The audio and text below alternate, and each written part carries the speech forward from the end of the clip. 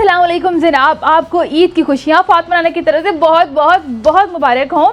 ईद के इस मौके पर आज हम डिस्कस करने वाले हैं ड्रामा सीरियल इश्क मुर्शद मेरा। नॉर्मली स्टोरीज क्या होती हैं, मतलब चाहे हम फिल्म देख रहे हैं, चाहे हम ड्रामा देख लें या हमारी हिस्टोरिकल स्टोरीज देख लें, क्या होता रहा है कि कुड़ी मुंडे ने मोहब्बत की थी, जालिम समाज आया। अगर ड्रामा और फिल्म की बात करें और हैप्पी एंडिंग हो तो कुड़ी को मुंडा मिल गए और फिर ड्रामा एंड हो गया। और अगर हम रियल स्टोरीज की बात करें, लैला मजनू, हीर रांझा, सस्ती पुनू, जितने भी हमारे लव बर्ड्स रहे हैं ना, उनका एंड यही होता रहा है कि कुड़ी मुंडा मिले, कोई नहीं एंड थे, कोई ना कोई पंगा पिया, जालिम समाज ने दोनों मार मुर दिता और मोहब्बत की कहानी वहीं पे एंड हो गई। लेकिन अब आपको एक नई दौर की स्टोरी मिलेगी जो आपको रियलाइज कराएगी कि अच्छा हुआ यार वो लोग नहीं मिले ना, तो ब्याह नहीं होए। जो ब्याह हो जाते ना तो फिर उन्होंने मोहब्बत की कहानी नहीं रहनी सी, बात तो सही है, फिर लड़ाई की कहानी बन जानी सी।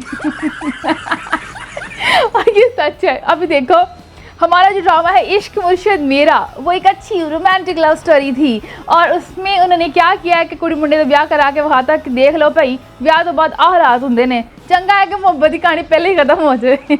माँ प्यो की गल सुन के ना जिथे होंदा ब्याह उत्थे कर लो, जेड़ी मोहब्बत की कहानी रहन दो, नहीं तो रोला रप्पा रह जाता है। जो इश्क मुर्शद में दिखा रहे हैं कि अब हम सोच रहे थे कि ड्रामा एंड होगा जहाँ पे शबरा और हमारे शामिर की शादी होएगी, लेकिन नहीं, ड्रामा एंड नहीं हुआ, बल्कि शादी के बाद उन्होंने ड्रैग करना शुरू कर दिया कि शादी के बाद क्या होता है। हम हमेशा यही सोच रहे होते थे कि जब हीरो हीरोइन की शादी होगी वो एक अच्छी प्यारी सी ज़िंदगी गुजार रहे होंगे, उनमें बहुत प्यार होगा, मोहब्बत होगी, हम लोग यही फैंटेसाइज करते थे ना। और एक्चुअली में जो लव स्टोरीज हम देखते हैं जो होती हैं वो ड्रामा और फिल्मों से ज़्यादा इन्फ्लुएंस होकर होती हैं कि भाई वहाँ पे वो कुड़ी मुंडा बहुत अच्छे से रह रहे, ये वो, तो वो सोचते यही हैं कि उसके बाद भी वो वैसी स्टोरी चलती होगी, लेकिन ऐसा नहीं है। अगर आपको कोई डाउट है ना तो ड्रामा देख लो इश्क मुर्शद मेरा। क्या होता है भाई, ओना दोनों का ब्याह हो गया, ब्याह बड़े प्यारे तरीके ना, दोनों तरफ से जो चाहे वो उन्होंने एक अमीर तरीके से किया है या गरीब तरीके से, गरीब वाला ज़्यादा पसंद किया गया है। इश्क मुर्शद के जो फैन है वो बहुत खुश हैं भाई कि कुड़ी मुंडे का ब्याह हो गया साडे शमीर ते साडी जिहड़ी कुड़ी दूजी शिबरा दा। लेकिन अब आगे उन्होंने लड़ाइयाँ पैने शुरू हो गई ने। शिबरा सैड बैठी है, ब्याह हले कदे नहीं होया है,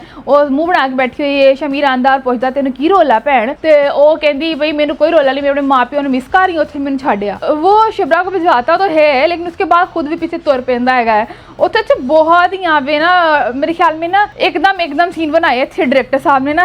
यार मतलब कोई सीन समझ नहीं है, इधर बैठी शिबरा बात कर रही है, एकदम वो सीन कट हो के दूसरा सीन आ गया जहाँ पे वो फ़ोन पे बात कर रही है, फिर अगला सीन आ गया शमीर आ गया है और वो अभी बात यहीं पे कर रहे होते, एकदम कट हो के अगला सीन आ जाता है वहाँ पे जो अब्बा जी के पास बैठ जाते हैं। कोई लिंक ही नहीं डालना ड्रामे में। इस सारी जो छोटी सी स्टोरी थी इसको भी लिंक डाल सकते थे। जैसे शिबरा खड़ी बात कर रही है, वहाँ पे अब्बा या अम्मा आ जाते थे, कहता आओ अंदर आके बैठो हो शामिर बेटा, तुम इधर क्यों खड़े हो, तो अंदर लेके जाते बिठाते, मतलब सीन का कोई लिंक बनता। छपाक करके वो एक सीन आता है कि वो शिबरा अब्बा जी के पास, छपाक करके वो बाजा के फोन में बात करनी शुरू करती, छपाक करके शबीर आ जाता है, फिर छपाक करके वो जाके बैठ जाते हैं अब्बा जी के पास। तो मतलब ये कोई ना जादुई ड्रामा है। जैसे वो मोलाई कहते थे ना अंकल जी के फजल मोलाई है, मैनू लगता है ड्रामा पूरा मोलाई है। एंड कोई स्टोरी तो समझ नहीं आ रहा है कि हुण की पाई जाते हैं। जैसे कि हम जानते थे और हमें पता था कि शिबरा को नहीं पता था कि शामिर ऑब्वियसली बात एक खलोता मुंडा प्यो दा पॉलिटिशियन का बेटा, तो हुण अगों सियासत तो नहीं संभालनी और ऑलरेडी वो सियासत एक थोड़ा बहुत सीगा शामिल। हुण प्रॉपरली उन्हें कॉन्फ्रेंस की और अनाउंस किया है भाई मैं वही सियासतदान वादे। अच्छा मेरी बात सुनो, वादे नहीं करोगे ना तो फिर वहाँ बेचारी को कैसे उल्लू बनाओगे। मतलब मैं सही बात कर रही हूँ, आप सही सीधी बात करोगे ना किसी के साथ, वो तो टिकट नहीं दोगा, कभी भी किसी का वोट नहीं पड़ता अगर वो सीधी बात करता है। चाहे हम करंट पॉलिटिक्स की बात कर ले, अगर इमरान खान साहब सीधी गल कहते भाई मैनू बनाना है तो ज़रा सब्र रखियो, कोई 10 साल भुल जाओ कि तुहानू कोई चंगी चीज़ लभूगी, और तो बाद सोचा तुहानू लभूगा। उन्होंने वादे करे मैं तो 99 दिन में ये कर दूंगा वो कर दूंगा। जब आए तो फिर 4 सालों में लोगों को पता चल गया कुछ नहीं होता पाया, लोग नाल ही उकता गए। ये तो अल्लाह भला करे पीडीएम का कि वापस उन्होंने इमरान खान के लिए मोहब्बत पैदा कर दी है लोगों के दिल में, वरना यहाँ पे लोग गालियाँ देने पे शुरू हो गए थे।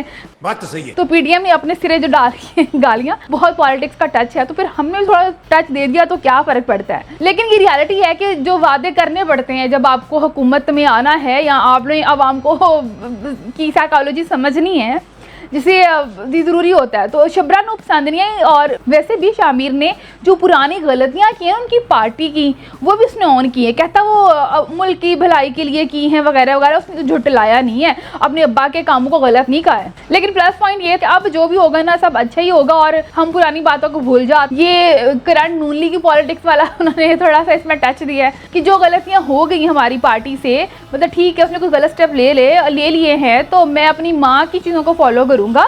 मेरे अब्बा ने जो चवलें मार ली वो मार ली, लेकिन उसने वो नहीं करनी, अब्बा दी चीज़ों भी ऑन किया। चलो खैर ठीक है जान दो। लेकिन शिब्रा को ये बात बिल्कुल नहीं पसंद आई है। मतलब शिब्रा क्या चाहती है मुझे समझ नहीं आती है। वो चाहती नहीं थी कि पॉलिटिक्स में जाए, हालांकि ये बात कंफर्म थी कि उसने पॉलिटिक्स में जाना है, लेकिन शिब्रा हंडोला पाई खड़ी है। उसके बाद अब जो हम नेक्स्ट सीन देखते हैं कि वो रेस्टोरेंट में जाते हैं खाना खाने के लिए, वहाँ पे भी एक आदमी आ जाता है। अब क्योंकि ना पहले तो शामिर को कोई जानता नहीं था, खुद को उसने मीडिया के सामने इतना दिखाया नहीं हुआ था, कोई इसके चेहरे से इतना वाकिफ नहीं था, लेकिन प्रेस कॉन्फ्रेंस के बाद पता चल गया है सबको कि वो पॉलिटिशियन है। तो ऑब्वियस सी बात है, जब पता चल गया तो फिर वो लोग थोड़ा थोड़ा तो तंग करेंगे ना। और स्पेशली जो अपोजिट पार्टी वाले लोग हैं, यहाँ पे अपोजिट पार्टी वाले नहीं तंग कर रहे, ये जो नरमीन का अब्बा जी है ना वही चवले मरवा रहे, आई एम श्योर। क्योंकि ना वो अब्बा जी अभी कमिंग एपिसोड में भी हमने सीन देखा, उससे मुझे अंदाजा हुआ है कि अब्बा जी जो है ना नरमीन के, वो अपनी धी दे मोहब्बत चक्कर च चवला मरवा रहे हैं, जान के तंग करवा रहे हैं शामिर को कि इसी तरह से वो डर डरा के कहीं शिब्रा भाग जाए और फिर मेरी धी का टांका फिट हो जाए। तो अब्बा जी पूरे टांका फिट कराने के चक्कर में बैठे तो हुए। अच्छा, कमिंग एपिसोड में क्या होने वाला है कि गोलियां लगने वाली हैं शामिर की गाड़ी पे। मतलब अगर किसी ने गोली मारनी होती तो पहले क्यों नहीं गोली मारी थी? मतलब कि एटलीस्ट जो इनका सर्कल था पॉलिटिशियंस का, उसमें तो सबको पता था ना कि अन्ना मुंडा एक शामिर है गए, ठीक है, तो वो तब क्यों नहीं गोलियां मारी गई? और इसके अब्बा भी जो पॉलिटिशियन थे उसको क्यों नहीं गोलियां मारी गई? गोली मारने की कोई वजह होती है, मतलब एवं थोड़ी ना, दुश्मन भी कोई वजह तो गोली मार देने ना, हाले तो इक़्तिदार से आए ही नहीं है तो गोली क्यों मारे कोई? और वैसे भी हमारे यहाँ तो जो जिन गोली लग जाती है वो मजलूम बन जाता है, भावें अवाम भुगती रहे 5-6 साल अगले बंदे नूं।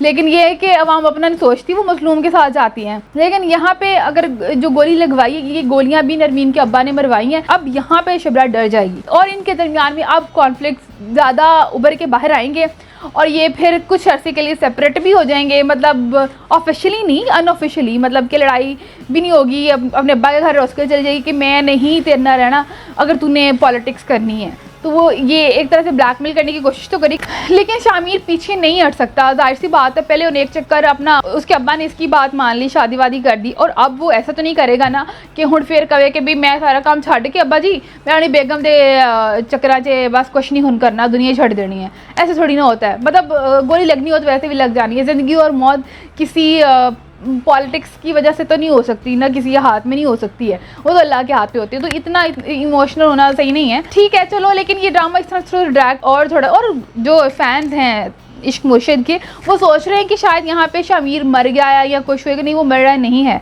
मुंडा मार के उन्होंने की ड्रामे का फिटे मुँह करना है, नहीं वो नहीं मरा है। वैसे हो भी सकता है कि एंड पे जाके कहीं मार दें, अभी तो नहीं मरा है वो, लेकिन जब ये ड्रामे का एंड हो तो हो सकता है तब मार दें कि शिब्रा उधर मतलब अपने अब्बा के घर ही उसका वेट करती रह जाए और मारा दें जब एंड पे पैचअप होने वाला और ये मार दें, जिसे वो प्यारे अफजल का एंड हुआ था। तो ऐसा हो भी सकता है, लेकिन एंड पे जाके अभी नहीं मारा उन्होंने। तो जनाब हमारा आज का रिव्यू यही है, और इस रिव्यू का एंड वाइंड अप यही करते भी तुम अगर मुहब्बत कर दो किसी नाल और ब्याह करने सोच रहे हो तो ड्रामा ज़रूर देख लो, तुहानू रियलाइज़ होएगा कि की सिलसिला होएगा, तो फिर आप बाज आ जाओगे इस काम से।